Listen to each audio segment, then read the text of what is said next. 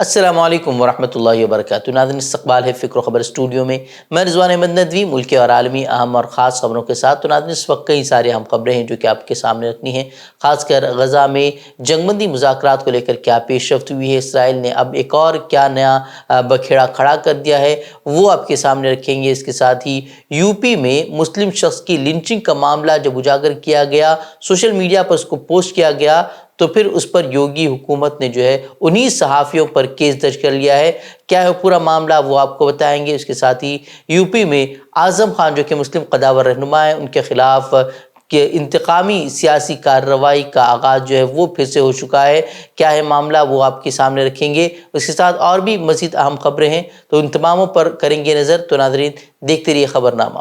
تو ناظرین، تفصیلات سے پہلے گزارش آپ سے کہ اگر چینل کو آپ نے سبسکرائب نہیں کیا ہے تو سبسکرائب کریں، بیل آئیکن دبائیں، ویڈیو کو لائک شیئر کریں اور کامنٹ باکس میں اپنی رائے ضرور رکھیں۔ تو ناظرین، بڑھتے ہیں خبروں کی تفصیلات کی طرف۔ ایسا محسوس ہو رہا تھا کہ غزہ میں جلد ہی جنگ بندی ہو جائے گی اور غزہ کے عوام ایک بار پھر ذرا سی راحت کی سانس لے لے گی۔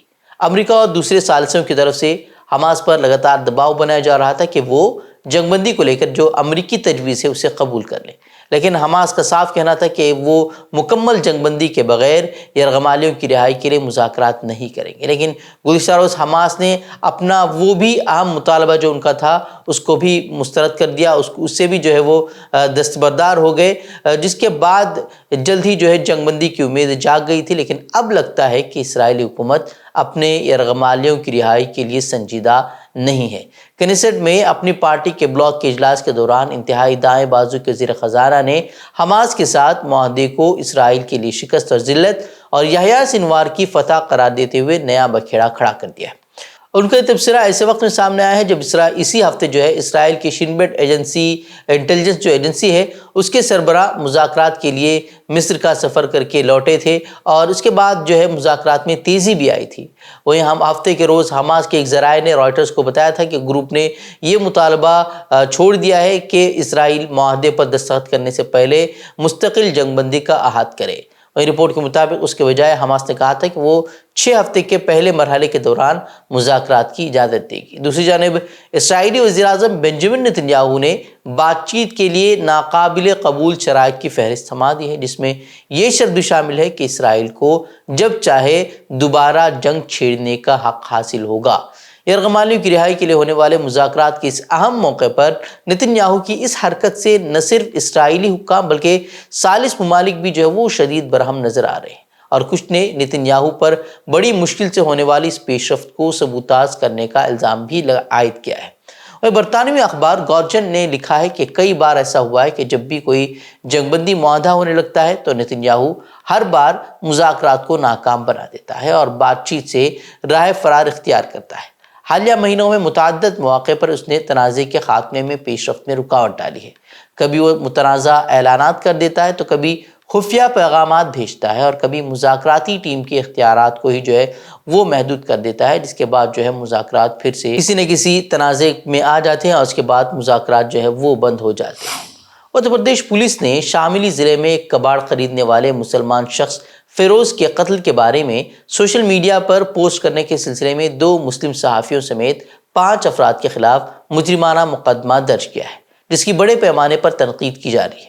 ملزم بنائے لوگوں کا دعویٰ تھا کہ یہ موب لنچنگ کا معاملہ ہے، جبکہ پولیس نے فیروز کے مبینہ قتل کے لیے 3 افراد کے خلاف FIR درج کی ہے۔ تاہم واقعے کے 4 دن بعد بھی کچھ سوال حل طلب ہے، جیسے کہ مقدمہ قتل کے لیے نہیں بلکہ بھارتیہ نیائے سنہتا کی دفعہ 105 کے تحت یعنی کہ غیر ارادتاً قتل اس کے تحت جو ہے وہ درج کیا گیا ہے۔ اور پولیس نے متنبہ کیا ہے کہ وہ ان سوشل میڈیا صارفین کے خلاف بھی قانونی کارروائی کرے گی جو ان کے بیان کردہ واقعات سے الگ کچھ کہتے ہیں یا لنچنگ کا دعویٰ کرتے ہیں۔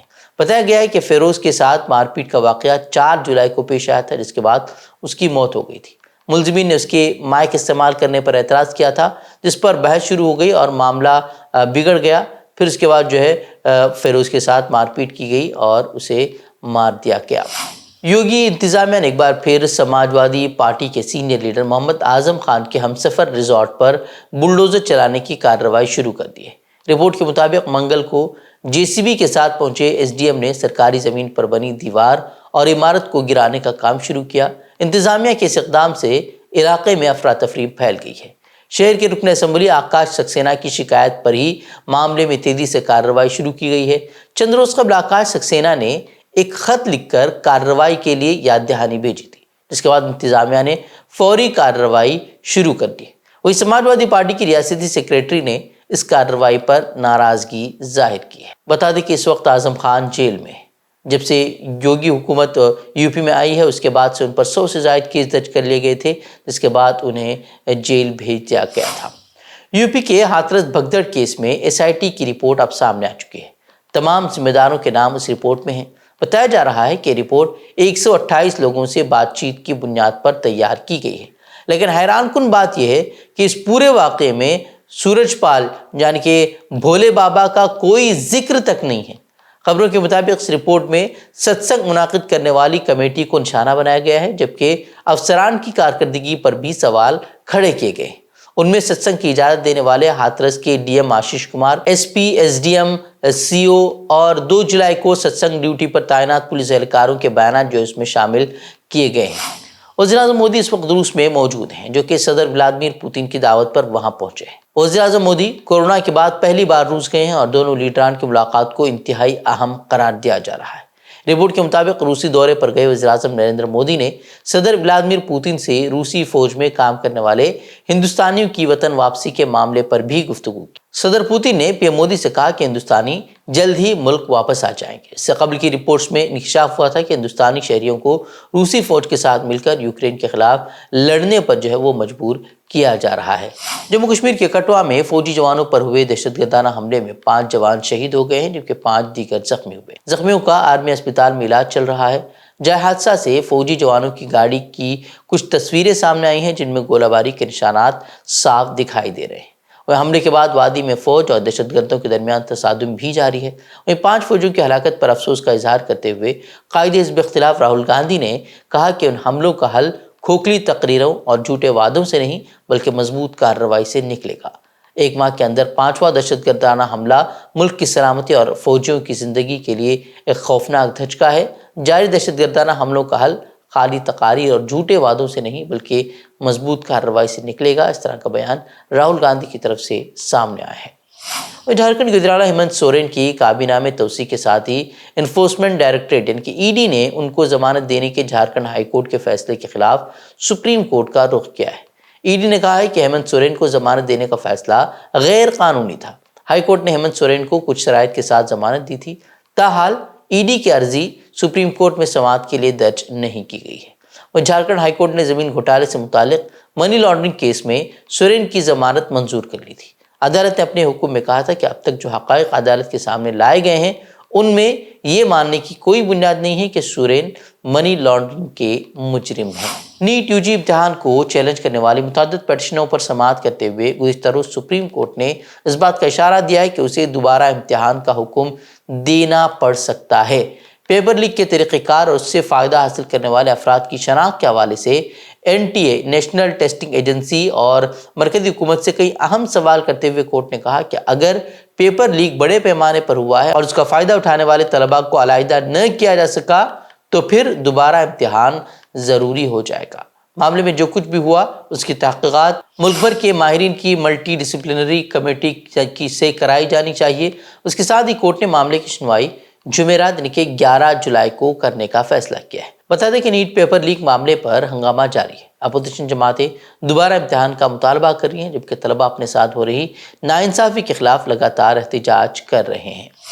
اقوام متحدہ نے کہا ہے کہ غزہ کے 90% لوگ اپنے گھروں سے بے گھر ہو چکے ہیں اور بعض افراد تو کئی مرتبہ بے گھر ہو چکے ہیں۔ اقوام متحدہ کے دفتر نے پیر کو کہا کہ اسرائیلی فوج نے اتوار اور پیر کو غزہ کے 19 بلاکس میں رہنے والے ہزاروں لوگوں کو فوری طور پر انخلاء کی ہدایت دی۔ وہ اقوام متحدہ کے خصوصی نمائندے فرانسسکا البانی نے غزہ میں جاری نسل کشی کی مذمت کرتے ہوئے اسرائیل سمیت عالمی طاقتوں کو بھی وہ تنقید کا نشانہ بنایا ہے۔ انہوں نے کہا کہ ہمیں شرم کرنی چاہیے جس طریقے سے غزہ میں اسرائیل وہ فلسطینیوں کے ساتھ سلوک کر رہا ہے اور لوگ وہ خاموش تماشائی بنے ہوئے ہیں۔ यूक्रेन के सबसे बड़े बच्चों के अस्पताल को मिसाइल हमले के दौरान शदीद नुकसान पहुंचा है, जिसके नतीजे में 2 अफराद हलाक हुए हैं। रूस ने अस्पताल को निशाना बनाने की तरदीद करते हुए कहा है कि उसे यूक्रेन के फजाई दिफाई मिसाइल के टुकड़ों से निशाना बनाया गया, जबकि यूक्रेन का कहना है कि उसे रूसी क्रूज मिसाइल की बाकियात मिली है। हालिया कुछ बरसों में पूरी दुनिया में इस्लाम और मुसलमानों के खिलाफ ज़बरदस्त नफरत में इजाफा देखा जा रहा है।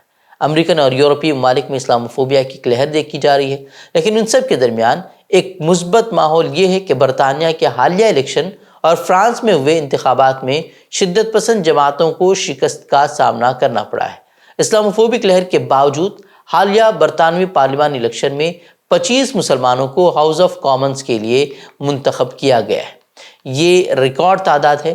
वहीं मुतअद्दिद मुस्लिम आज़ाद फ़लस्तीन के हामी उम्मीदवारों ने लेबर पार्टी के गढ़ कहे जाने वाले इलाकों में जो है वहाँ भी जीत दर्ज की। सोशल मीडिया प्लेटफॉर्म एक्स यानी कि ट्विटर के बानी एलन मस्क ने अपने एक बयान से नए तनाज़े को जन्म दिया है। एलन मस्क ने मेटा के व्हाट्सएप सर्विस पर सवाल उठाते हुए उसे जासूसी का आला करार दिया। एक्स के मालिक एलन मस्क और मेटा के मालिक मार्क ज़करबर्ग में सर जंग तवील अरसे से जारी है। वो इससे कबल भी मेटा पर इल्ज़ाम आयद कर चुके हैं। अपने एक बयान में एलन मस्क ने कहा कि व्हाट्सएप एक स्पाईवेयर है। उन्होंने कहा कि मेटा की मैसेजिंग सर्विस महफूज नहीं है। उन्होंने सवाल किया कि WhatsApp पैगामात and to and encrypted हैं, तो मैं इश्तिहारात क्यों देख रहा हूँ। गुज़िश्ता माह मई में भी एलन मस्क ने मेटा पर इल्ज़ाम आयद करते हुए कहा था कि व्हाट्सएप रात के वक्त डेटा चोरी करता है। दूसरी जानिब व्हाट्सएप सरबराह ने एलन मस्क के इल्ज़ामात को गलत और बेबुनियाद करार दिया और कहा कि हम सारिफ की सिक्योरिटी को संजीदगी से लेते हैं। तो नाज़रीन, खबरें मज़ीद खबरों के लिए आप हमारी वेबसाइट www.fikrokhabar.com की तरफ रुख कर सकते हैं। वीडियोज़ के लिए हमारे यूट्यूब चैनल को सब्सक्राइब करें। तो नाज़रीन, इजाज़त दें। अस्सलामु अलैकुम वरहमतुल्लाहि वबरकातुहू।